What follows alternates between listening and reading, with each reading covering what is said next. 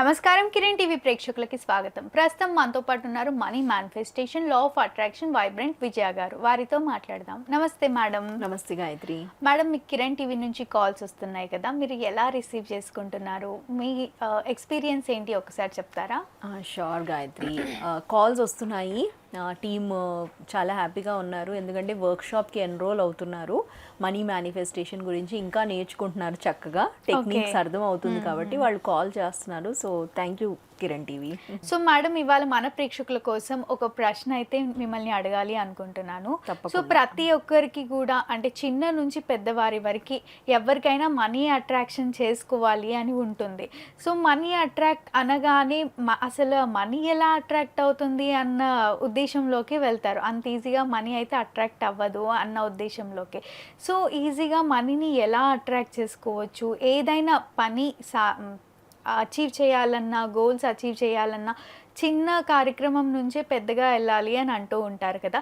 So యూనివర్స్కి అంటే నేను ఏదో పెద్ద గోల్ అచీవ్ చేయాలి, ఎన్ని కోట్లు నా దగ్గర ఉండాలి, లేదా ఎన్ని లక్షలు నాకు కావాలి, నాకు నీడ్ ఉంది అని ప్రతి ఒక్కరూ కోరుకుంటారు. సో అసలు యూనివర్స్కి ఎలా తెలియజేయాలి మాకు ఇంత డబ్బు కావాలి అని?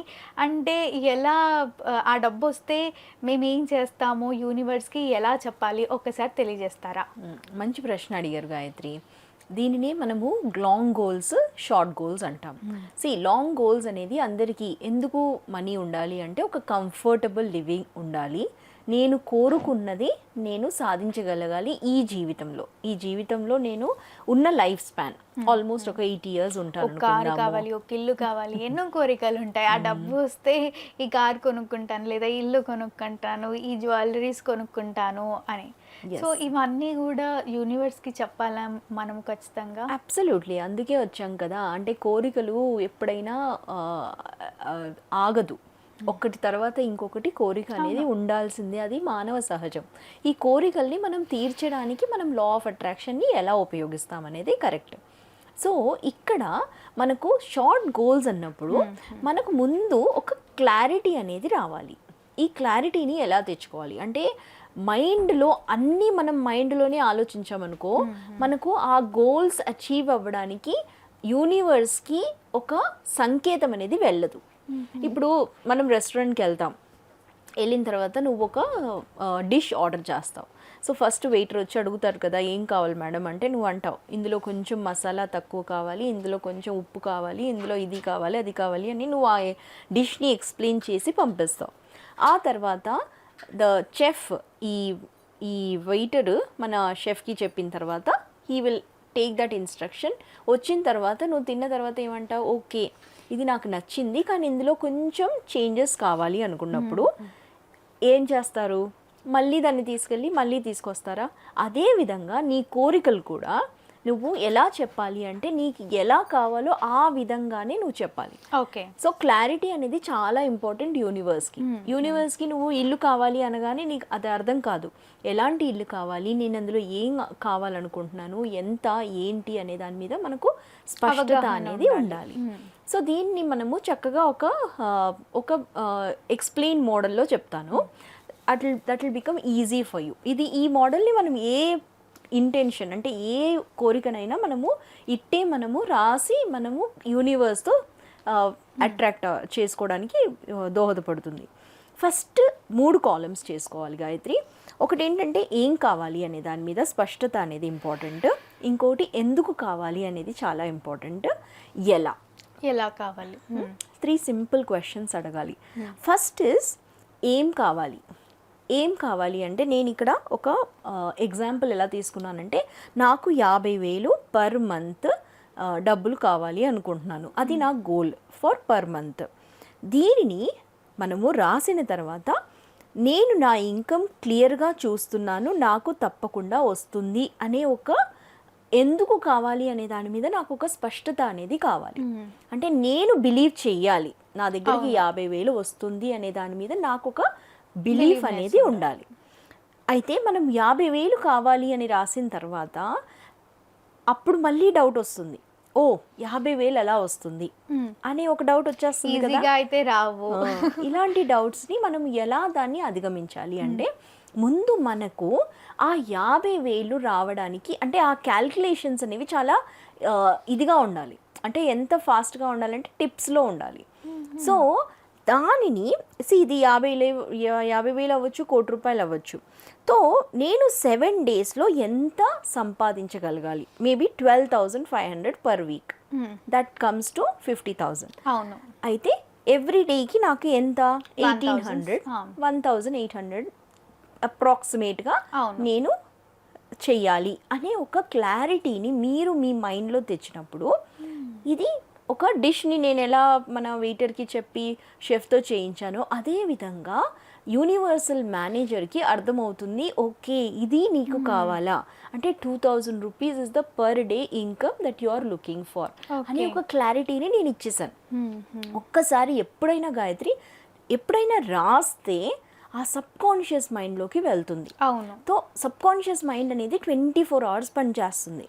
కాబట్టి నువ్వు ఏం చెప్తే దాన్ని అది ఆటోమేటిక్గా ప్రోగ్రామ్ స్టార్ట్ అయిపోతుంది అనమాట. అందుకే అంటారు సబ్ కాన్షియస్ మైండ్ పవర్ 95% పనిచేస్తుంది, 5% కాన్షియస్ పనిచేస్తుంది. కాబట్టి ఈ టెక్నిక్ని వాడాలి ఫస్ట్. ఓకే. ఇవన్నీ ప్రూవన్ టెక్నిక్.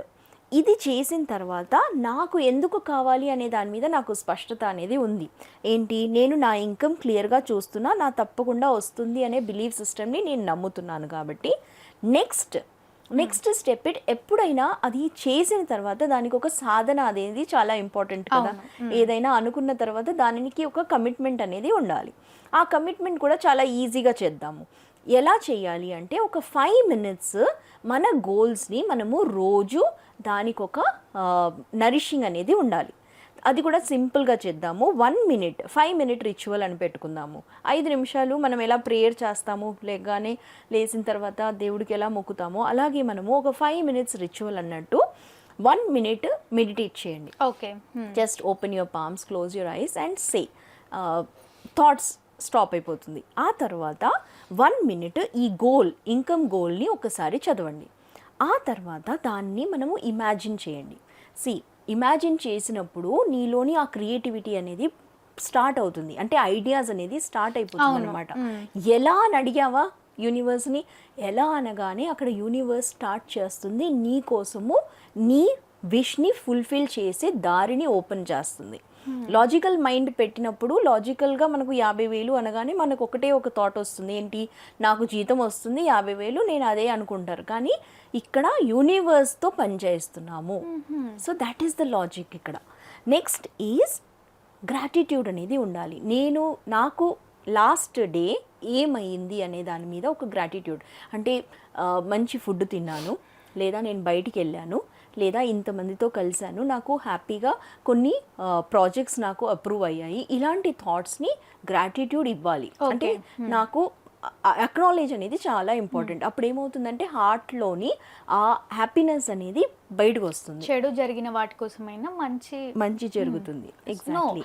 చెడు జరిగిన వాటి కోసం ఆలోచించడం కన్నా మంచి జరిగిన వాటి కోసం ఆలోచించాలి. అంతే. మంచి మనకు ఆ మొక్కనే మనకు మళ్ళీ వేరే రిజల్ట్స్ని తీసుకొస్తుంది. Positivity only brings, there are only 2 things అనమాట. పాజిటివిటీ అనేది మీకు ఎప్పుడైనా దానికి మనము నరిషింగ్ చేస్తే అదే తిరిగి వస్తుంది. అదే negativity is nothing but it's just lesson అనుకోవాలి. లెసన్ అనుకుని దాని నుంచి మనం ముందుకి సాగించాలి, అంతే. తప్పకుండా. నెక్స్ట్ మనం ఎందుకు అని రాసుకున్నామా ఇక్కడ. ఈ ఎందుకు అనే దాన్ని కూడా మనం ఒక్కసారి చదవాలి. So it's a simple logic. దీన్ని మనం రిలేషన్షిప్కి వాడచ్చు, మనము మనీకి వాడచ్చు. మనకు కావలసిన దానిని ఫస్ట్ యూనివర్స్కి చెప్పడం చాలా ఇంపార్టెంట్. ఎవ్వరూ రికమెండేషన్ చేయక్కర్లేదు, యూనివర్స్కి రికమెండేషన్ ఇస్తే చాలు. యూనివర్స్ మీతో పాటు ఉంది అంటే ఏదైనా సాధించవచ్చు. తప్పకుండా. Thank you madam. Thank you Gayatri. చూసారు కదా, మా వీడియో తప్పకుండా మీకు నచ్చిందని అనుకుంటున్నాను. అలా అయితే లైక్ చేయండి, షేర్ చేయండి. మరిన్ని ఇలాంటి ఇంట్రెస్టింగ్ వీడియోస్ కోసం మా ఛానల్ని సబ్స్క్రైబ్ చేసుకోండి. మేనిఫెస్టేషన్ గురించి తెలుసుకోవాలి అనుకునే వాళ్ళు, మేడంని కలవాలి అనుకునే వాళ్ళు వీడియోలో స్క్రోల్ అవుతున్న నెంబర్ని ఖచ్చితంగా కాంటాక్ట్ అవ్వచ్చు. Thank you.